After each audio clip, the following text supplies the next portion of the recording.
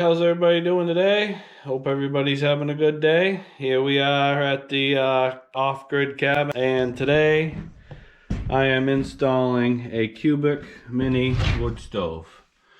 So here's what I'm gonna tell you. It's definitely I did it by myself, but if you know, if you can, be good to have a helper. Heat shield. What you're not going to see is comes with a bracket. Now, I put this a cement board for a fireproof backer, and then behind that I also have some rock wool in the wall. So I did all the way up to here, and this pipe's going to freestand all the way up. All the way up through. We'll penetrate through the ceiling up there eventually. That'll be phase 2.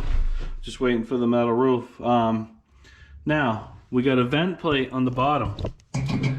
So, what you have to do is, you have to put this stainless steel unit together first. Mount the vent plate. Now you gotta also mount the legs to the vent plate, because what happens is this especially where this thing's in the corner like this, you know, it's hard, you can't really get at anything. Even if it wasn't in the corner, it's really everything's the weight is on the bracket on the back wall. So what I did is I got lag bolts. This is what they send to mount it to the wall. It's not going to cut it. So what you need to do is you need to go get some lag bolts. I got the ones that are coated, or you got to get stainless steel. That way the metal doesn't corrode. So don't use a galvanized or anything like that, because you'll get corrosion back there. Once this unit here is mounted, this and this just slips on the back of the bracket. You drop it down in, and it's hanging on those 4 lag bolts that you mounted. Now, what I'm also going to tell you is, depending on where you're mounting this, I had the wall open because this is unfinished cabin, so the walls are open. So what I did was I have blocking here and here. I also have blocking here. So, because that's what we're going to talk about next. I got to vent this outside. So they don't all come with a vent. This is a fresh air kit. This is what this includes. This does not come with, when you buy one of these cubic mini wood stoves, it comes with the vent that you mount to the bottom, but does not come with the vent kit. The vent kit costs 90 bucks for this. So this piece of aluminum and this vent is 90 bucks, and it does not come with all the other stuff. This stuff here that you see, this all comes in the box. I believe they also have a few extra of these stainless steel plates, which I also have a block in the wall, because this one right here, it's you can see how it's notched. This is gonna go right down in here as an extra heat shield. I don't think you really need it, but I put the blocks in the wall. That way, if you want to mount that to the wall, you can. You know, if you're doing this new construction, then yeah, think ahead, put blocks in the wall, because, you know, depending on what you're mounting to, all the weight is going to be on them 4 bolts. This right here, this is not a stand. This is simply just to hold the bottom vent plate on, which this attaches to.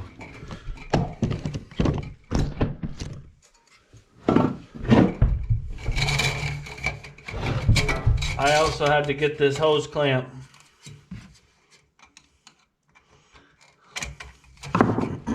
It did not come with it, so.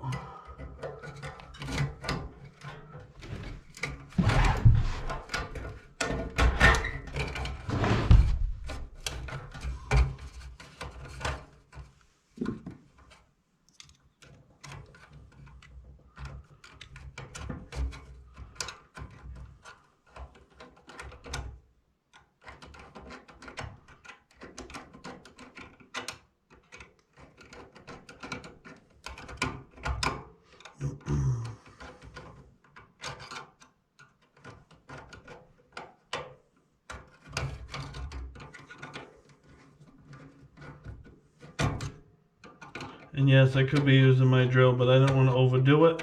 This way, you can feel what you're doing with the screwdriver. You're not over tightening.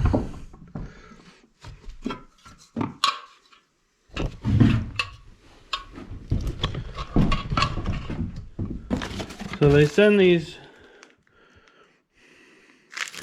4 black screws, Phillips head. We're gonna use that to mount this this outside. So let's go check that out. Has a screen on it, so the critters can't get in. Yeah, so I got a lot of extra tube, so I'm gonna have to cut the tube, and then we'll attach this here to this. That way we don't have 3 feet sticking in the room. Let me get some snips, cut that, and then we'll get back with you. What I didn't show you was I had to cut this. I just used a pair of 10 snips.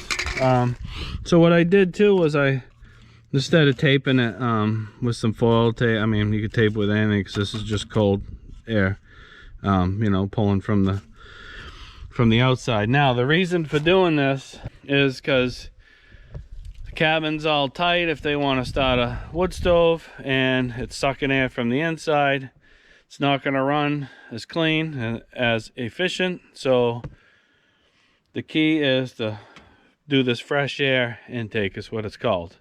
So there's more oxygen outside than in the building, especially when it's all closed up.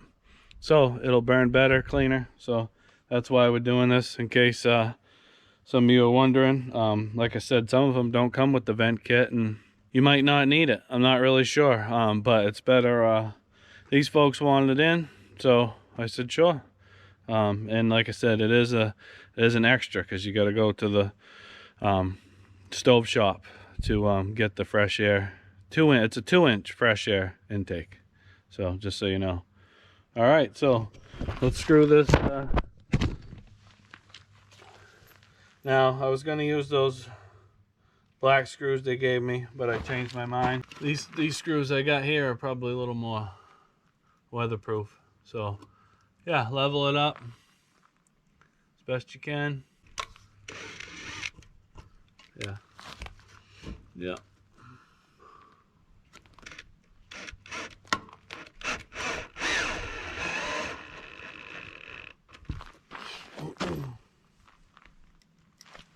But yeah, it's pretty soft metal, so you can push your way through, or you can pre-drill it. Whatever you choose to do.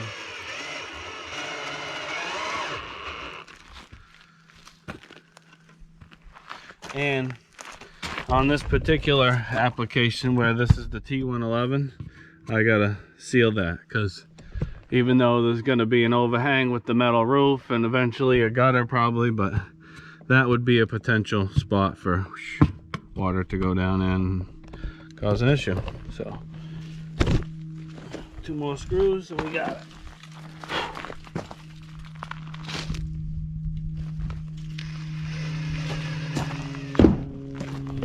So we got it attached outside, underneath.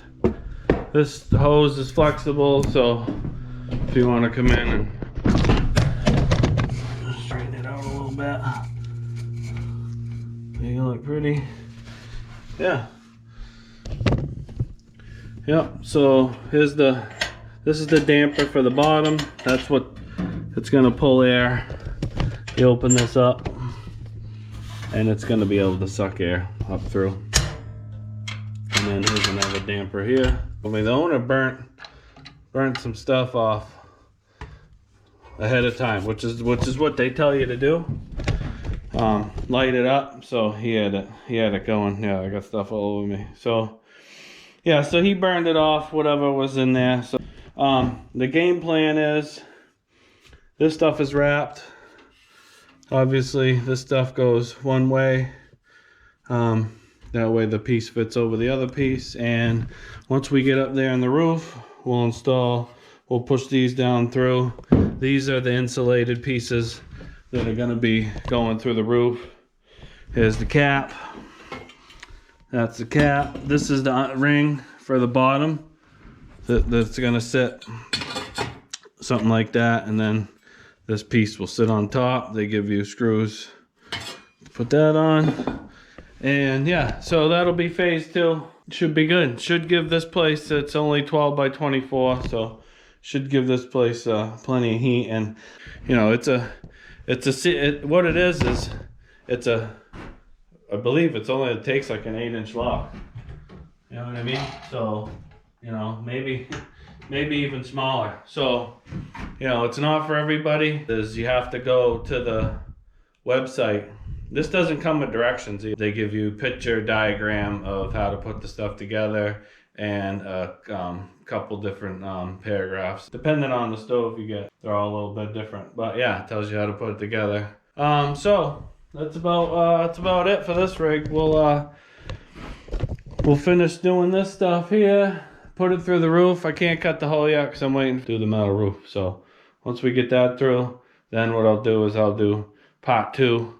You know, this is a 2-inch, so you know what I'll do now is I'll take some silicone and you know, seal that up. I don't know if there's any air really coming through, but if there were to be any air coming through, actually it's pretty dang tight, to be honest with you, because I cut the block the size of that. I just ended up with the concrete making that a little bigger, so I didn't have any issue.